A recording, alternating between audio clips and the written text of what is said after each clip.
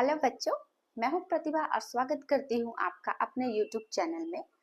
जैसा कि आप लोग जान रहे हैं, हम फ्रैक्शनल का यूनिट कवर कर रहे हैं और उसमें भी आज हम पढ़ेंगे इक्विवेलेंट फ्रैक्शंस के बारे में। ठीक है, देखिए इक्विवेलेंट फ्रैक्शंस क्या होते हैं।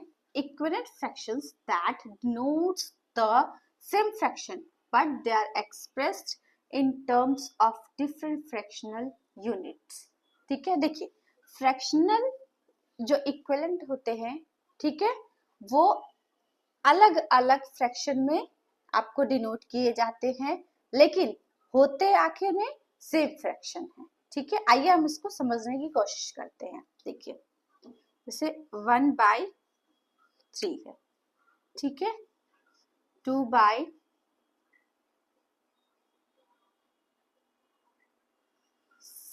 है, 4/12 है, 5/15 है। ठीक है, ये जो है सारे के सारे इक्विवेलेंट फ्रैक्शन में हम इसको काउंट कर सकते हैं। ठीक है, आइए समझने की कोशिश करते हैं कैसे। देखिए इसका हम डायग्राम बनाते हैं अगर तो, ठीक है, देखिए अब 1 है, ये इसको हम नीचे डिनोमिनेटर में 3 है इसलिए 3 पार्ट्स में डिवाइड करेंगे। ठीक है, तो ये 1/3 है, ये 1/3 है और ये 1/3 है। ठीक है, तो 1/3 के लिए क्या होगा, एक जो बॉक्स है 1/3 कहलाएगा, दूसरा बॉक्स 1/3 और तीसरा बॉक्स 1/3। ठीक है, देखिए 2/6 है, अगर 2/6 के लिए आइए देखते हैं। यहाँ पर डिनोमिनेटर में 6 है। ठीक है, इसका मतलब इस बॉक्स को हम 6 पार्ट्स में डिवाइड करेंगे। 1 2 3 4, देखिए, ठीक है। अब 2/6 है, 1/6, ये 1/6, ये 1/6, ये 1/6, ये 1/6 और ये भी होगा 1/6। ठीक है, अगर ध्यान से देखिए तो 2/6 करने के लिए क्या करना पड़ेगा, दो बॉक्स को, ये दो बॉक्स मिला के बनाएंगे 2/6। इसी तरह ये दो बॉक्स मिलके बनाएंगे 2/6 और ये दोनों बॉक्स मिलके बनाएंगे 2/6। तो इसके अगर 2/6 ले रहे हैं, 2/6 है तो कितने कि एक कितने पार्ट में डिवाइड हो रहा है, 1 पार्ट, 2/3 पार्ट। ठीक है, और 3 पार्ट यहाँ पे भी है, इसलिए 2/6। देखिए अगर ध्यान से देखे तो ये भी 3 पार्ट में डिवाइड हो रहा है और ये भी 3 पार्ट्स में डिवाइड हो रहा है। ठीक है, तो ये जो है ये इक्विवेलेंट है।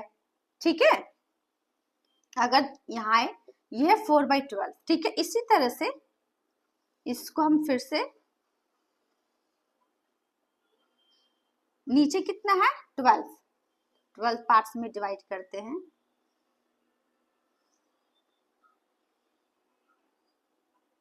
और ये हो गया 12, 1 2 3 4 5 6 7 8 9 10 11 एंड 12 पार्ट्स में डिवाइड हो गया।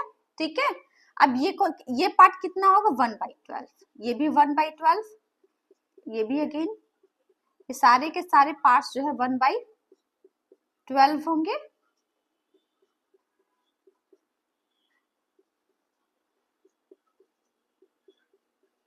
ठीक है, ये सारे के सारे 1। तो अगर हम इसको 1/12 1/12 1/12 1/12, ठीक है, तो करें तो एक बॉक्स है, ये कितने में होगा 4/12। इसी तरह से ये भी कितना होगा 4/12 और ये कितना होगा, और ये वाला जो पार्ट है ये भी कितना होगा 4/12 हो गया। अगर ध्यान से देखें तो ये 4 ये 4/12 कितने पार्ट में डिवाइड हुआ है? 1 पार्ट, 2 पार्ट एंड 3 पार्ट। और ये 3 पार्ट है, यहाँ पे भी 3 पार्ट है, और ऊपर क्या है? सिंगल यूनिट, मतलब 1 है। ठीक है, तो इसका मतलब ये भी पूरा बॉक्स था 3 पार्ट्स में डिवाइड हो गया। इसी तरह से अगर इसके लिए बनाएंगे तो ये भी इतना ही आएगा, ये भी 3 पार्ट्स में, देखिए, में डिवाइड हो जाता है। आइए इसको एक और तरीके से करते हैं। अगर ध्यान से देखें तो इसको अगर हम और सरल शब्दों में अगर करना चाहें, ठीक है, और आसान तरीके से करना चाहें, तो इसको हम ऐसे कर सकते हैं। 1 के टेबल में 3 टाइम्स में आएगा, 2 के टेबल में 2 1 टाइम्स में आएगा, और 6 3 टाइम्स में, 4 के टेबल में 4 1 टाइम में, और नीचे 3 टाइम्स में, 5 के टेबल में 5 1 टाइम में, और 15 3 टाइम्स में। देखिए, अगर ध्यान से देखें तो सब में 1/3 1/3 और 1/3 है, इसीलिए ये सारे फ्रैक्शनल जो है वो फ्रैक्शनल इक्विवेलेंट फ्रैक्शंस है।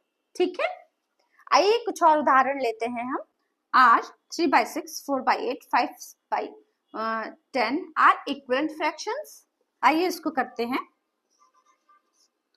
3/6, ठीक है, अगर इसको ध्यान से देखें इन तीनों फ्रैक्शंस को, ठीक है, 3 1 जा 3 3 2 जा 6, कितना आया इसका? 1/2।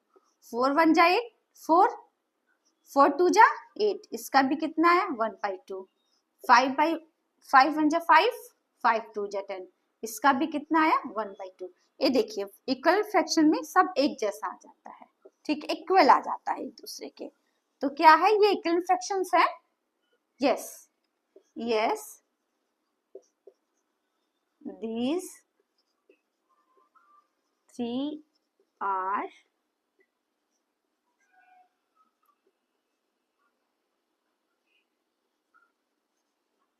equivalent fractions। ठीक है, ये क्वेश्चन है आपके सामने। इसमें देखिए क्या दिया है? 4/6 के और इक्विवेलेंट 3 फ्रैक्शंस लिखने हैं। ठीक है, ठीक है, तो आप कोई भी नंबर अगर उठा लीजिए, ठीक है, कोई भी नंबर ले लीजिए। अगर ध्यान से देखें तो ये 4/6 है, तो ये सब जो है ये 2 से डिवाइड हो रहे हैं। ठीक है, 2 से डिवाइड ये हो रहा है 2 टाइम्स में, और ये हो रहा है 3 टाइम्स में। ठीक है, तो अब आप कोई भी नंबर ले लीजिए, ठीक है, कोई भी नंबर ले लीजिए आप। चलिए एक नंबर लेते हैं हम 6, ठीक है। अब 6 को क्या करेंगे?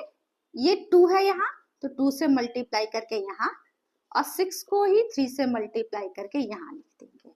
तो यहाँ पे क्या आ जाएगा? यहाँ आ जाएगा 12, और यहाँ पे आप लिख सकते हैं 18। ठीक है, इसी तरह से कोई एक और नंबर ले लीजिए आप ले लीजिए 4, ठीक है, तो 4 को 2 से मल्टीप्लाई करके आप यहाँ लिख देंगे, 4 को 3 से मल्टीप्लाई करके यहाँ लिख देंगे। ठीक है, तो क्या आएगा?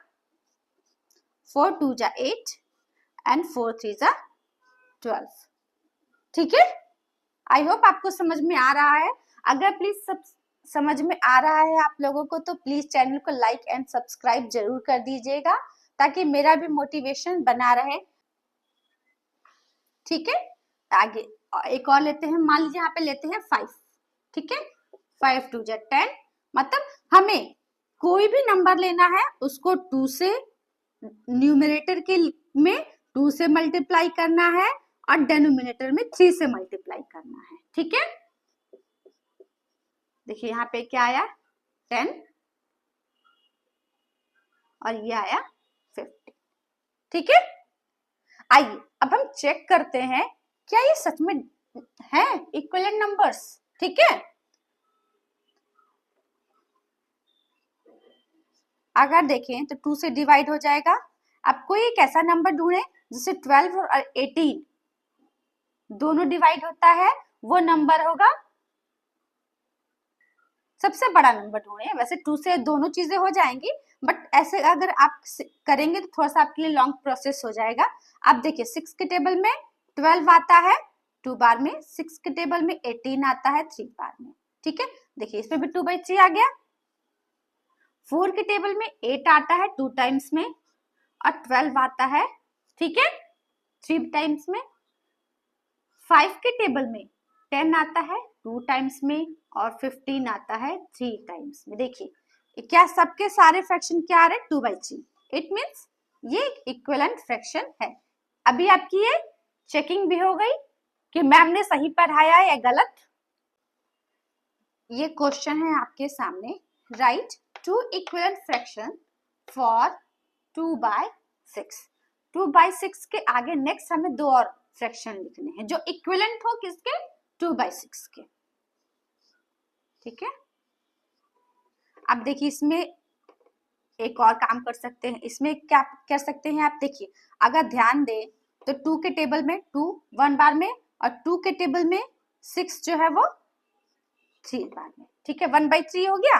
अब आप कोई भी नंबर लेंगे उसको 3 से मल्टीप्लाई करके डिनोमिनेटर में लिख देंगे तो वो फ्रैक्शन बन जाएगा। जैसे 5 1 जा 5, 5 3 जा 15। ठीक है, आप लिख सकते हैं 4 1 जा 4, 4 3 जा 12, 7 1 जा 7, 7 3 जा 21, 6 1 जा 6, 6 3 जा 18। बहुत सारे सो ऑन। 10 1 जा 10, 10 3 जा 30। ठीक है, ये सारे नंबर्स क्या होंगे, 2/6 के इक्विवेलेंट होंगे। ठीक है, आई होप आपको समझ में आ रहा है। अगर समझ में आ रहा है, आपको अच्छा लग रहा है मेरा पढ़ाना, तो प्लीज चैनल को लाइक एंड सब्सक्राइब जरूर कर दीजिएगा। मिलते हैं अगली वीडियो में। Thank you.